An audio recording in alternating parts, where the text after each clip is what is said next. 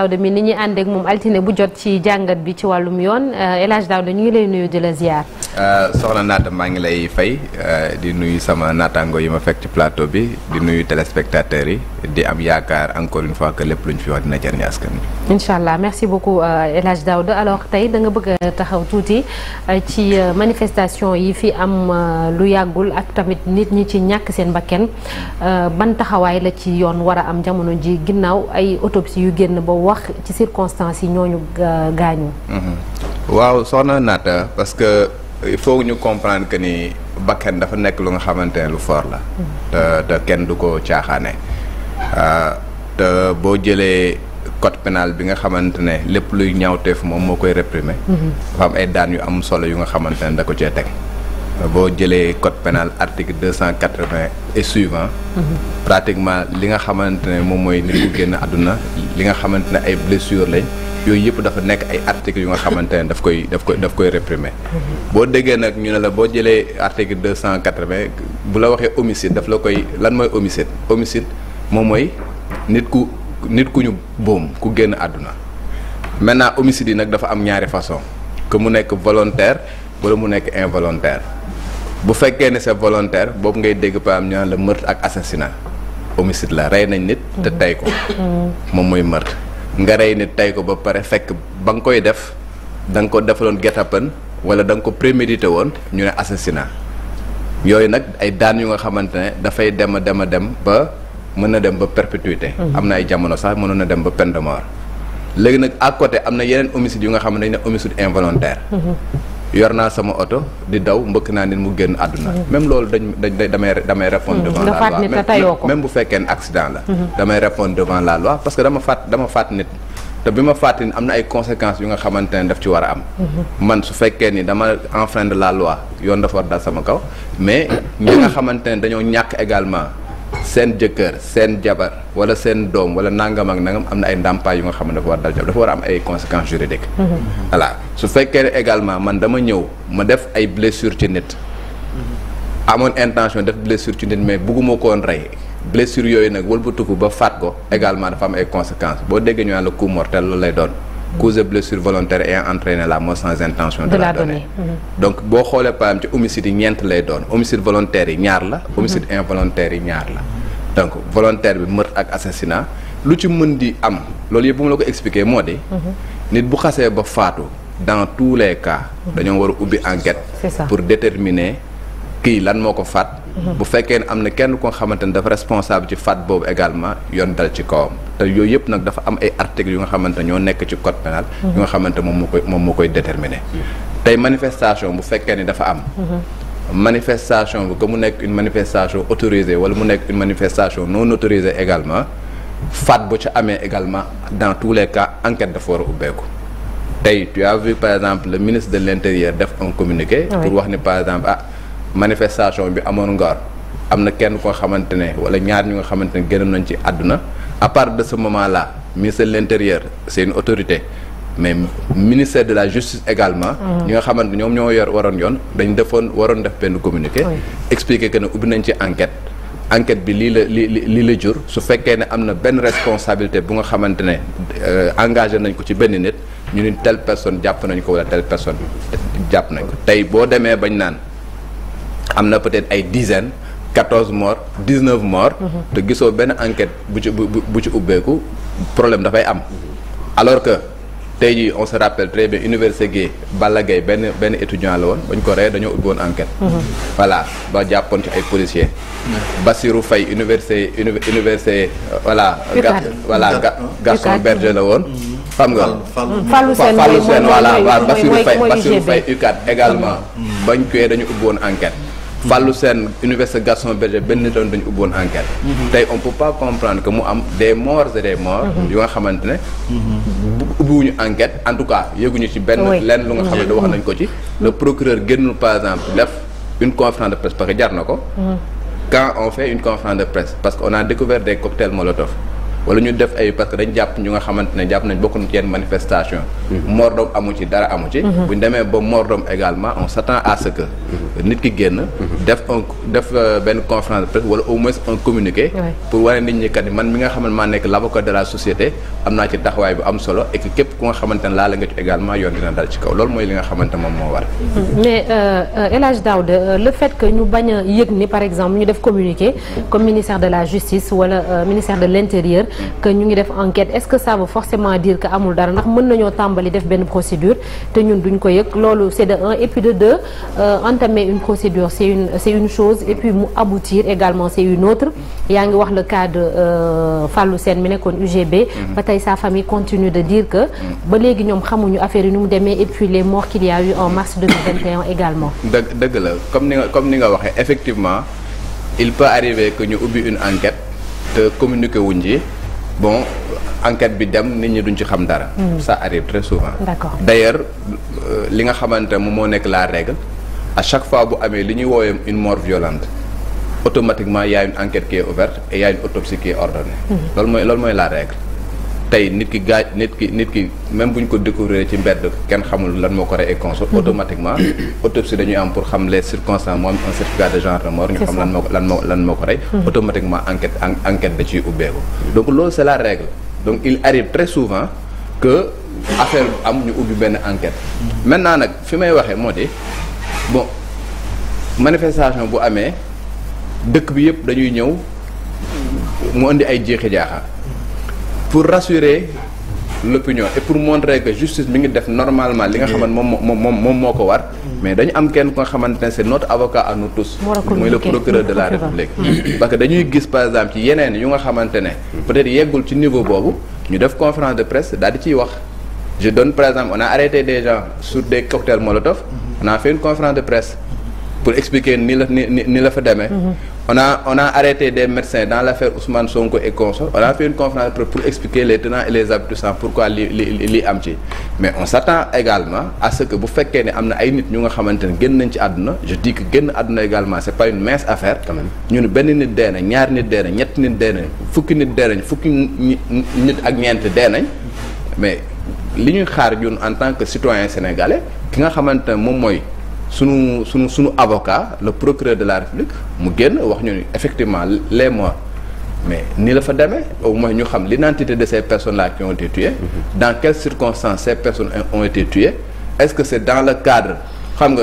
de la légitime défense est-ce que bu fekkee ne par exemple force de défense et de sécurité ñoom ñu leen rey yan conditions lañ leen rey parce que y a des conditions yu nga xamante ne c'est des conditions excusables prévues par la loi mooy comme yi nga wax sànq voilà bokk na ci dafa am ay conditions yu nga xamante effectivement nit ki génn àdduna mais buñ nee par exemple légitime défense la ñu wax ñu lan moo tax mu nekk légitime défense parce que la légitime défense c'est excusable boo jëlee par exemple article 316 bu fekkee ne par exemple nit dañ ko boom fekk yow ki nga xamante moom moo ko boobu mi ngi nekkoon en état de légitime défense topp du ci mun am mais il faut que nga déterminer que ni effectivement ba nga koy boom légitime défense la nga jël 315 ñu ne la su fekkee ne par exemple boom boobu c'est sous l'autorité de la loi ok autorité de la loi mais yow force de défense et de sécurité nga ñëwoon nga pour nga ñëw di war a rétablir l'ordre et consort boom am na ci dans quelles conditions boom boobu am est-ce que ta vie était en danger est-ce que dafa amoon yenn conséquences yu nga xam ne daf ko waroon am sur le plan sécuritaire ba occasionné à ce que yow nga génn sa arme de service ba pare tiré jam nit loolu yëpp c'est des conditions à déterminer et loolu du force de défense et de sécurité ñoom ñoo koy déterminer xam nga du keneen moo koy déterminer c'est la justice qui doit déterminer cela et ça il faut une enquête indépendante bu nga xamante ne moom mooy wax nit ñi que nii la fa demee lii mooy responsabilité ma Samba lii mooy responsable ma Demba nii la fa mujj affaire bi mais Daouda vas-y donc ñu bëri ci askan wi bokk na ci loo xamante ni dañu koy laaj bu fekkee ñoom donc maintien de l'ordre moo leen yitteel est-ce que circonstance bu mu mënti doon war nañu génnee ay balles réelles non en fait que mu nekk maintien de l'ordre dafay am fenn fu nga xamante ne dafay am de y a des situations yu nga xamante ne les gens peuvent utiliser des balles létales. yan cas dafay am circonstances yu nga xam imagine par exemple yow nga nekk ci benn garde mais pour ce coup-ci on a juste parlé de projectile waxaguñu ndax balle réelle la wala valable waaw parce que la ñuy wax projectile la ñuy wax. et puis il parle de métal tout cela boo ko xoolee boo xool bu ñu nee projectile wax métal ba pare automatiquement tu vas penser que ni que voilà bal bu traverse orifice ba dem. da ngay xamante ni bal réel la. parce que bu fekkee ne balle en caoutchouc parce que nos forces de défense et de sécurité ils ont des balles en caoutchouc. les gëm-koñ yu nga xamante ne dañ koy utiliser c'est des balles yu nga xamante ne mën na def blessure mais du pénétrer. parce que c'est des balles en caoutchouc. mais balle bu nga xamante ne dafa am orifice d'entrée am orifice de sortie. xam nga bàyyi ay traces mu dugg génn ça c'est une balle réelle parce que c'est une balle en métal. c'est une balle forcément réelle parce que bu dee grenade lacrymogène éclat yi moo blessé nit du dugg di génn. bu dee par exemple balle en caoutchouc gëm koñ encore une fois su dalee xam nga day def kii mais du dugg. su duggee génn balle réelle. donc pas besoin d'approfondir pour xam ne balle réelle. moom on sait que balle réelle la maintenant bu nekkee balle réelle la les gens quand même. am na ñu nga xamante ne c'est des experts en balistique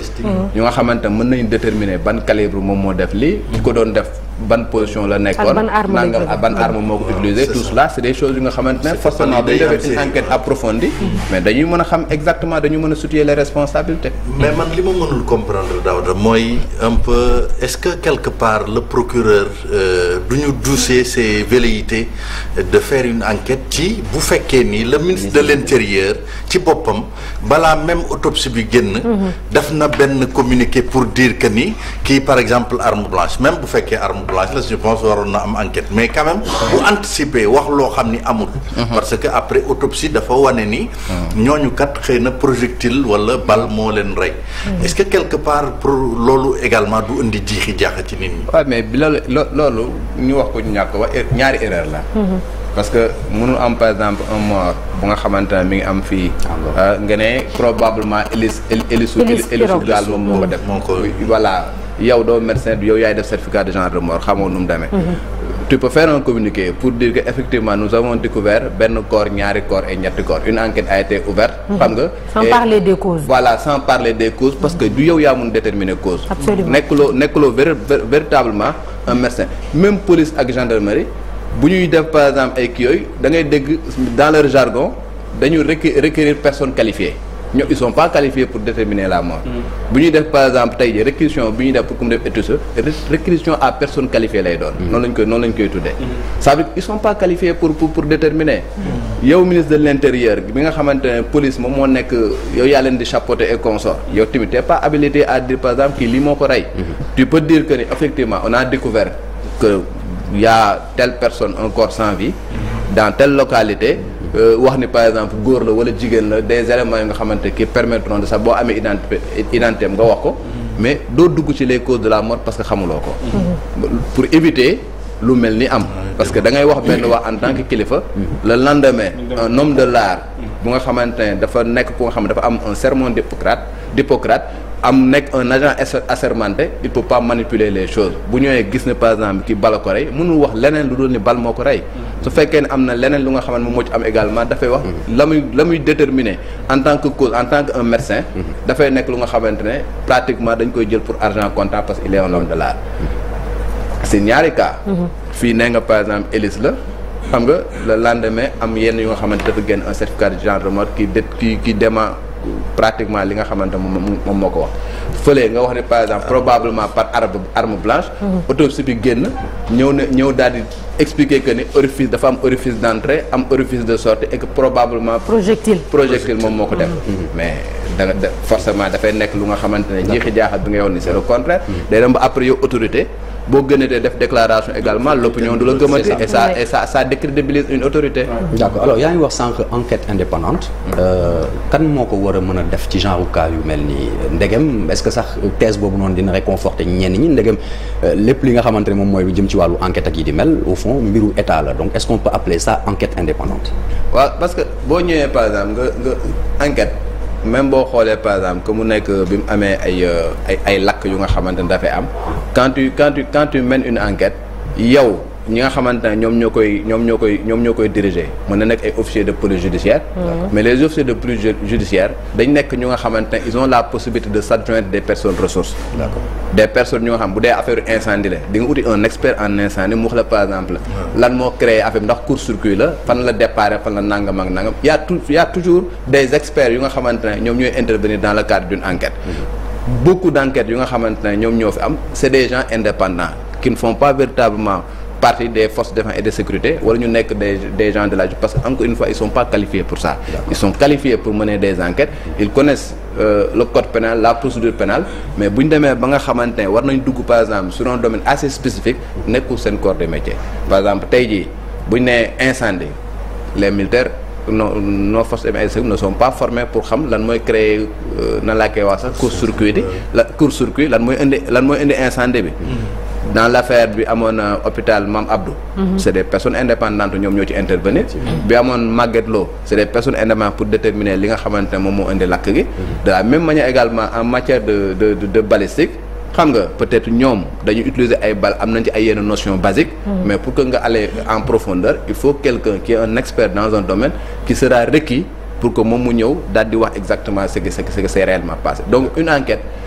boo mu ciy gis day am une enquête indépendante dossier nu mu gën a ndaw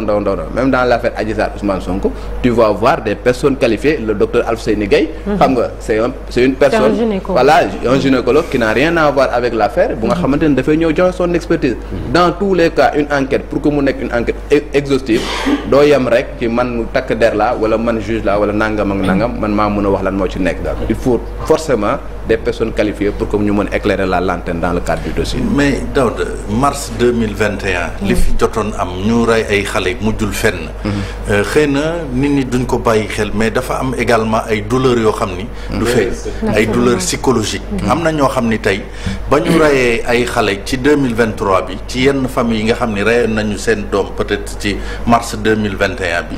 am na lu muy yee ci ñoom day réveiller ay souvenirs te loolu kenn du ko jël en charge psychologiquement est-ce que quelque part également yooyu xayma yooyu ñuy sàggane ci société bi du indi ay jafe-jafe. non déjà le simple fait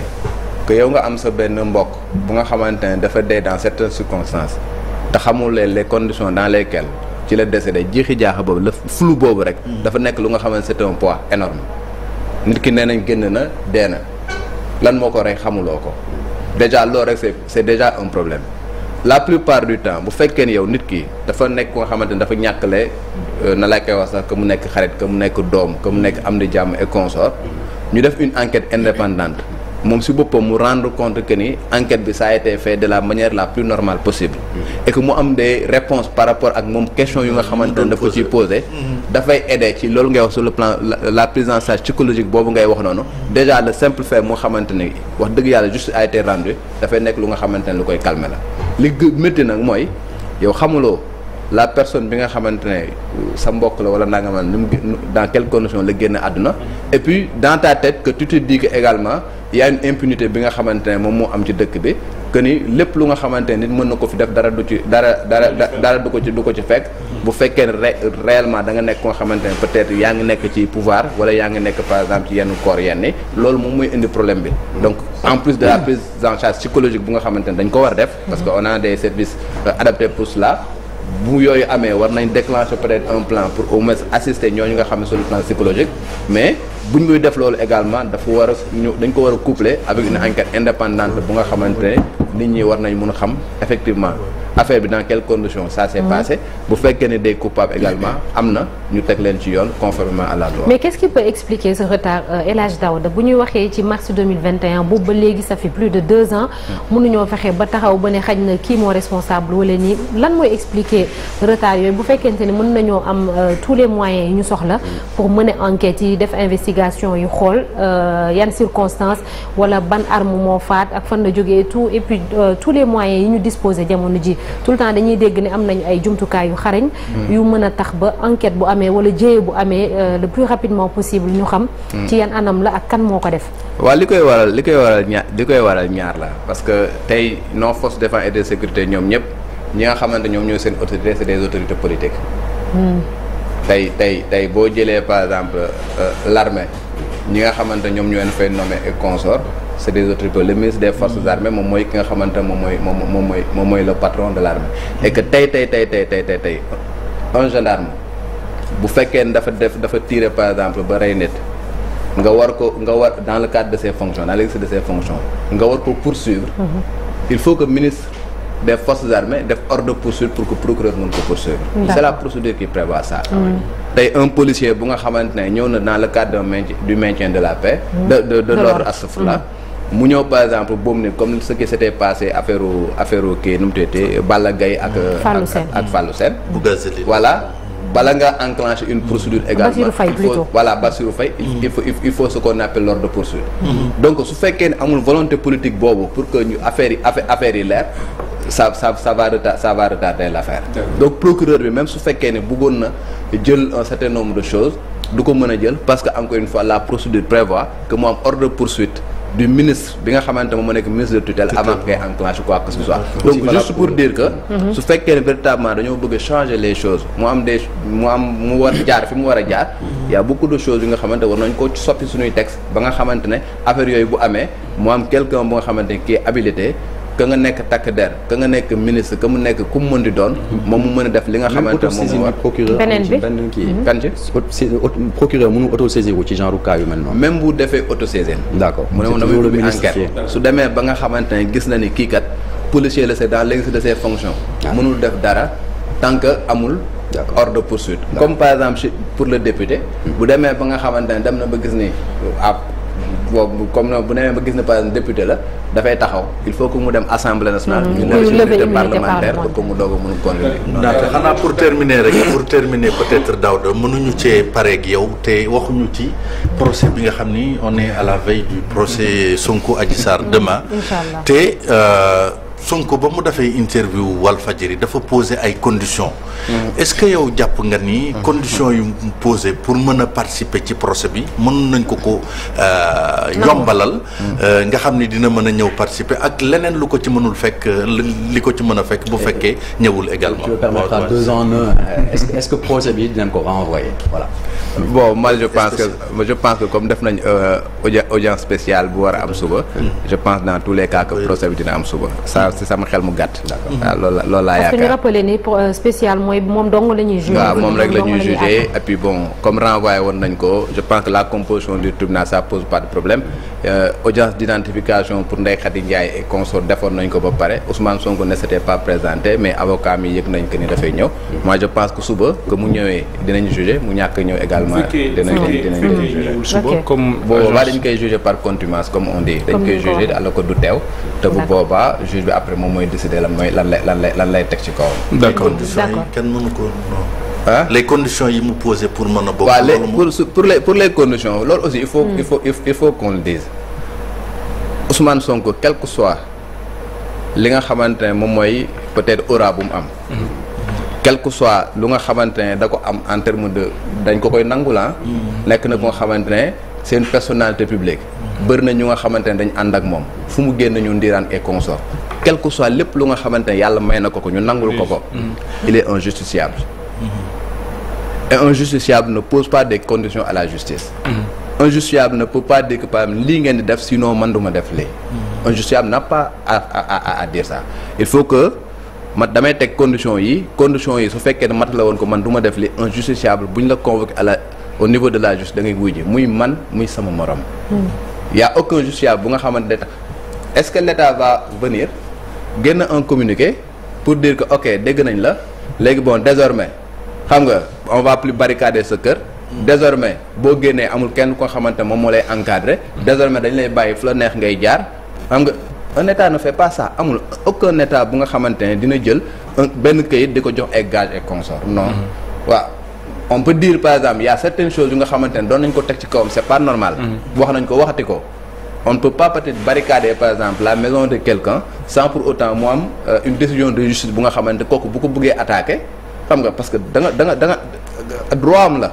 da nga am droit par exemple nga circuler librement bu ñu demee boo restreindre sa droit boobu war na am une décision de justice bu nga xamante yow boo ci d'accord mën nga ko attaquer loolu on l'a toujours dit mais tu peux pas xam nga ñëw ne de façon man tant que defuluñ ma condition yi du ma dem wuj justice ça me pousse à dire que ni procès bi prévoir nañ ko suba. su fekkee ni ñëw na les gens vont le juger en sa présence su fekkee ni ñëwul également les gens vont juger par contumace te bu ñu juger par contumace nekkul lu nga xamante ne moom moo ko arrangé. d'accord merci beaucoup merci El Hadj Daouda merci beaucoup ci jàngat bi léegi dañuy ñëw jàll ci ponk bu mujj ci Infos Matin.